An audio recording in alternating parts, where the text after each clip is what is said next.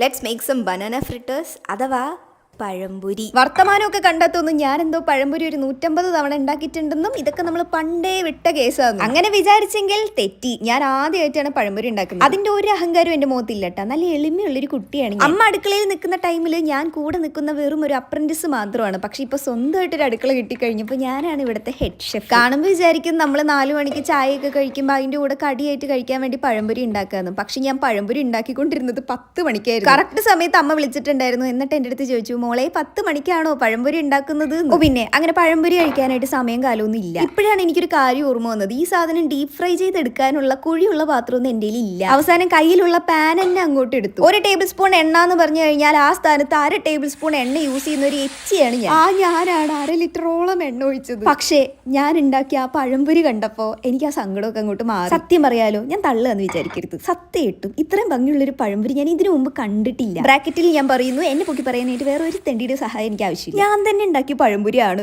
Recipe ഒന്നും ഞാൻ പറയുന്നില്ല, കാരണം എന്നെക്കാളും നല്ലപോലെ ഉണ്ടാക്കാൻ അറിയുന്ന ഇഷ്ടംപോലെ ആൾക്കാരുണ്ട്. അവരുടെ റെസിപ്പി നോക്കിയാൽ മതി. പക്ഷെ സാധനം എളുപ്പമാണ്, നല്ല ടേസ്റ്റുമാണ്. എന്തായാലും ട്രൈ ചെയ്ത് നോക്കുക.